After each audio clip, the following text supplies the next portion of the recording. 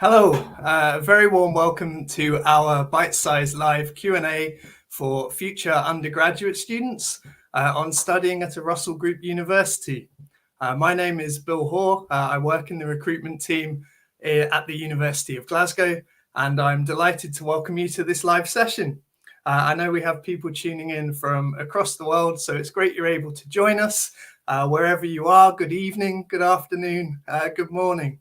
Today, our focus is on what it means to study at a Russell Group University. I'll be with you for the next 15 minutes. And for those watching live, you can also submit questions through our live chat, which will remain open for the next 30 minutes. So let's get started. Can you explain what the Russell Group is? Yes, the Russell Group is a self-selecting association of 24 public research universities. It was established in 1994 at the Hotel Russell in Russell Square, London, hence the name. And it was established to represent the members' interests, particularly to government and parliament. So lobbying and working on behalf of its members, a group of universities. Kind of more coming on to what it means for students, though, the Russell Group has an aim to ensure that the member universities have the optimum conditions in which to flourish and continue to make social, economic, and cultural impacts through their world-leading research and teaching. And it's very important to say that the current chair is Sir Anton Muscatelli, our very own Vice-Chancellor here at the University of Glasgow. Members come from England, Northern Ireland, Scotland, and Wales, and include many of the UK's ancient and red brick universities. As to what those are, that might be one for another Q&A. And should also, we have a slide with all the members, so we'll just sit on that for a minute for you to have a chance to look over who those are. So on to question 2. How many students attend Russell Group universities? On average, roughly 320,000 students are attending Russell Group universities every year. To kind of put that into some perspective, those students account for roughly 25% of all UK undergraduates and a third of postgraduate students within the UK. So our third question is a rather spicy one. Is it better to go to a Russell Group university? I think it's important to say I myself have worked at 3 Russell Group institutions, so I'm very personally biased. And it's also important to stress that when selecting a university, it should very much be about best fit, picking an institution where you're going to be comfortable and most successful. And that might not be the Russell Group for everyone. The Russell Group's focus is very much on research, and research leads the work we do in teaching as well. So in 2017, members of the Russell Group received over 75% of university research grants and contract income within the UK. And in the same year, Russell Group members awarded 60% of all doctoral degrees gained in the UK. Another important thing to talk about with the Russell Group is teaching quality and also research quality. So the 2021 Research Excellence Framework was an exercise undertaken to look at the research output of universities, the quality of that research, what impact does it have. The top category to be awarded was world leading. The second category was internationally excellent. Russell Group universities accounted for 65% of all world-leading research conducted in the UK, and 91% of the Russell Group's research was deemed to be either world-leading or internationally excellent and sit in those top 2 parameters. And what this means for students, particularly coming into an undergraduate degree, is at Russell Group universities, you're being taught by an active researcher, someone who's an expert in their field, and typically they're teaching on their area of interest and expertise. So we're not asking a Shakespearean specialist to teach on Robert Burns, for example. So they're focusing on their areas where they're an active researcher in the field and at the forefront of pioneering research. Another great question to follow that one. We've been asked, will studying at a Russell Group university give me an advantage when applying for jobs? And you'll see on the slide we have there, there's some really interesting information referring to the number of doctors and dentists. So 4/5 of those are coming from Russell Group universities, engineers over 1/3, and over half of maths and science graduates. For those of you who are interested in careers in law, there's a resource called Chambers Student, and they look at which universities are companies hiring and firms hiring from, and over 76% of trainees were coming from Russell Group universities.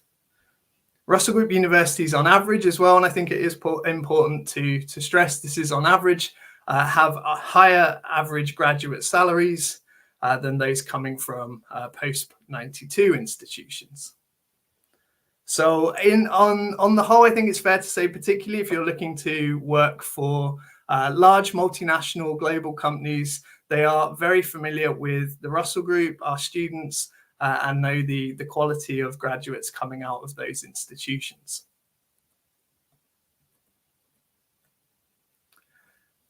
How do I apply? Great question. So applying to Russell Group universities on the whole is very similar in terms of how you would apply to any UK university. You might already be familiar with Oxford and Cambridge having an earlier application deadline in mid-October. But in general, all of the Russell Group universities are on UCAS, the Universities and Colleges Application System, and that is how you can apply to us. And you will see there on the screen the address to see our entry requirements at Glasgow for each of our undergraduate programs. Some of our programs require you to take admissions tests. So therefore, for law and our medicine programs, you're looking at things like the UCAT and the LNAT. And we would also detail on the individual course pages if we have any more specific requirements. So on UCAS, you upload your personal details, details of your education history, those exams you've already undertaken and the scores you've received, those exams you have still to take in your final year of study, and also very important, how you distinguish yourself as an individual is the personal statement. Russell Group universities are receiving large numbers of applications from qualified applicants. So your personal statement is where you really distinguish yourself as an individual from other applicants. So there we want to hear about your passion. Why do you want to apply for this program? What is it that interests you? Particularly, we like to know what things have you done outside of the classroom to further explore that interest. And we like to see students go into detail. So we're not looking for lists. We don't want to see, I've done A, I've done B, I've done C. Really tell us a bit about yourself and go into detail there. And then once you have applied via UCAS, it then takes some time for universities to make a decision and come back to you. And I'll come on to that shortly. I think we've more questions related to that. The next question is, do Russell Group universities accept applications via clearing?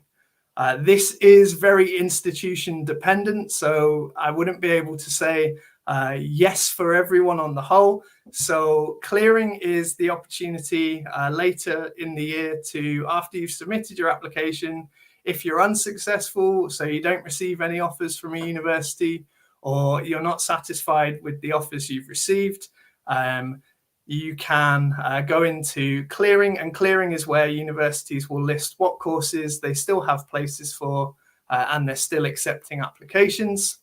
It is institutional dependent, and the UCAS website and universities' own individual websites are the best places to go and see what courses they have in clearing for that particular year. Do all Russell Group universities require you to attend an interview? And again, this is institutional and program dependent. So no, it's not a requirement for all universities within the Russell Group, and it's not a requirement for all programs. But there certainly are programs, and each university differs. For some, it might be all of their programs, others it might only be one or two. But again, when you're looking at the entry requirements and how to apply on universities' websites, they'll typically specify there if it's a program that requires an interview and when that interview is likely to take place. I've received an offer from a Russell Group university. What happens next? So this is really exciting. This is kind of when the power transfers and is very much in your hands as the applicant. So if you have applied to universities by the 16th of May, your deadline to respond to those universities is by the 6th of June. If you didn't receive all your decisions until the 17th of July, your reply deadline is the 24th. I know certainly here at Glasgow this year, the admissions team are doing a fantastic job, and we have a number of offers going out already. That's not to say you should be worried if you haven't received yours. It's an ongoing process, but those deadlines are there. And then the reply decision, so you have two choices. You pick a firm choice, so a firm acceptance. That is your kind of number one, your first choice of where you would like to go to university. And you also select an insurance choice. And that remains as kind of your backup and your second choice. If you meet the conditions then of your firm choice, it's what's expected is that then you will go on to that institution. If you don't meet the entry requirements that are set to you for your firm choice, students might then be eligible to go to their insurance. And again, if it's the case where you haven't met the entry requirements for your offers, that's when you might want to look at going into clearing. And by selecting a firm and insurance choice, you are declining any other offers that you hold. So it's something to really take your time on. We know for students, narrowing down to 5 institutions to apply to in the first place can be quite tricky. So once you've got your offers, that's the time when maybe you might want to really dig into program content. What optional modules can I take? It might be that one institution offers a lot of options in one area, whereas in the same subject, another institution specializes and has lots of options in a different area. So really dig into what you will learn in the course, and not just the kind of first year, but also years 2, 3, and 4 if you're studying here in Scotland. The UCAS hub is where the offer decisions will be communicated to you. So as an applicant, it's really important that you're continuing to check in there. Look out for messages. Occasionally, it can be the university requires more information from you, so look for those communications as well. And then another thing that's really important is to look at accommodation. So once you've accepted your conditional or unconditional offer, here at Glasgow, our deadline is the 14th of July, but it varies from each institution. I think, let me just double check if there are any more questions for now.